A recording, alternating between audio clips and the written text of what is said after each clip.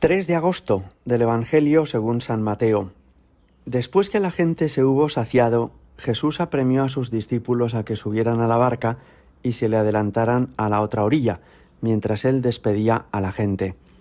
Y después de despedir a la gente, subió al monte a solas para orar. Llegada la noche, estaba allí solo. Mientras tanto, la barca iba ya muy lejos de tierra, sacudida por las olas, porque el viento le era contrario. A la cuarta vela de la noche se les acercó Jesús andando sobre el mar. Los discípulos, viéndole andar sobre el agua, se asustaron y gritaron de miedo, diciendo que era un fantasma. Jesús les dijo enseguida: «Ánimo, soy yo, no tengáis miedo». Pedro le contestó: «Señor, si eres tú, mándame ir a ti sobre el agua». Él le dijo: «Ven».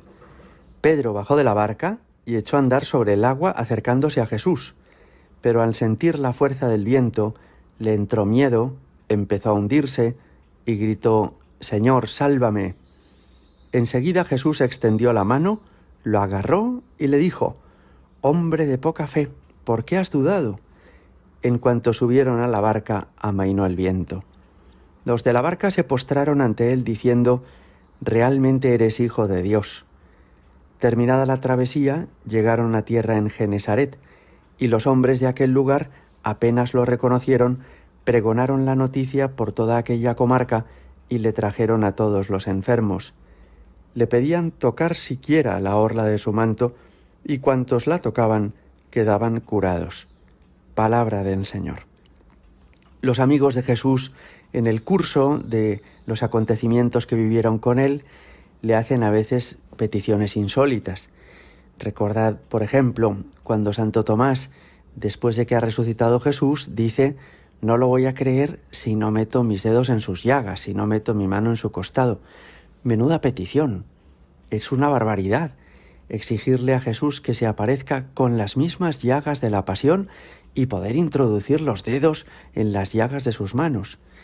Pero no menos extraordinaria es esta petición de Pedro: «Si eres tú el que estás andando sobre el agua, Jesús, llámame para que vaya yo hacia ti andando también sobre el agua». La petición es desde luego muy llamativa, porque que Jesús haga milagros y camine sobre el agua, podríamos decir que entra dentro de lo normal. Él es Dios, todo le está sometido, pero la petición de Pedro para caminar él, Pedro, sobre el agua, a los demás apóstoles les debió resultar muy chocante, y al propio Jesús seguro le hizo sonreír. Lo cierto es que Jesús acoge esa petición y le dice: «Ven». Y entonces Pedro, a pesar de su edad y de su peso, se pone a andar a medianoche sobre el agua del lago de Tiberíades. La escena es sobrecogedora. Y dice el Evangelio que mientras que Pedro tenía clavada la mirada en Jesús, pudo andar sobre el agua, pero que en cuanto empezó a bajar la mirada, a caer en la cuenta de toda el agua que tenía debajo, de la distancia que ya le separaba de la barca, de su propio peso, entonces se agobia y comienza a hundirse. Podemos fijarnos en todo lo que nos enseña este pasaje del Evangelio.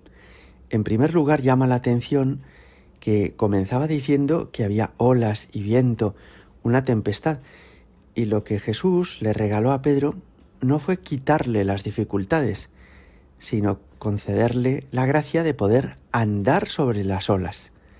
Esta es una primera enseñanza para nosotros muy valiosa.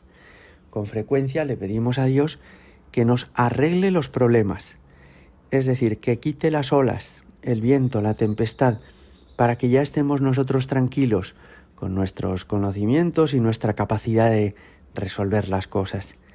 Pero Jesús no suele quitarnos los problemas, sino que hace con nosotros lo mismo que hace con Pedro en este pasaje: darnos la capacidad de sobreponernos a los problemas, de andar por encima de las aguas.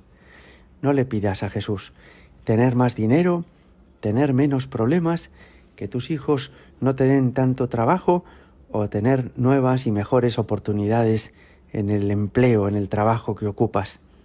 Pídele que, dadas las circunstancias que ahora tienes, a ti te ayude a sobreponerte a esas circunstancias, y que te conceda la gracia de vivir con paz y con alegría, aun en medio de muchas cosas que no resultan del todo fáciles. La segunda enseñanza os la apuntaba antes.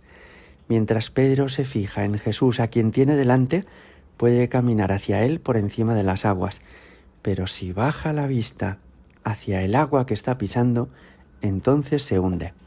También esto nos ocurre a nosotros. Si pensamos mucho en nosotros mismos, yo puedo hacer esto, yo puedo lo otro, no, esto otro no puedo, no, esto otro me angustia, entonces nos hundimos. Pero si pensamos, esto que me toca vivir es lo que el Señor quiere para mí, pues voy a fijarme en Él, voy a estar atento a Él, voy a pensar más en Él, en su belleza, en su poder, en su grandeza, y con toda seguridad, esto que ahora tengo entre manos, lo podré realizar. Y la tercera enseñanza que me parece preciosa es que en la historia del arte se ha identificado la barca de Pedro con la Iglesia. Efectivamente, como en alguna ocasión hemos apuntado, la Iglesia es esa barca de Pedro que, empujada por el viento del Espíritu Santo, lleva en el timón a Cristo y a su vicario, que es el Papa, y en el mascarón de proa a la Virgen Santísima.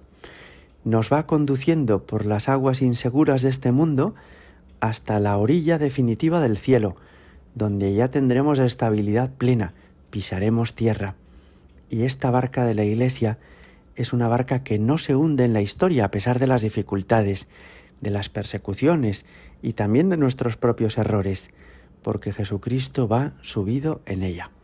Señor, que yo confíe plenamente en ti, que tenga mi mirada puesta en ti más que en mí mismo y que al mismo tiempo me atreva a andar, a caminar, a avanzar en las circunstancias en que me pones sin esperar que sean mejores de las que son ahora.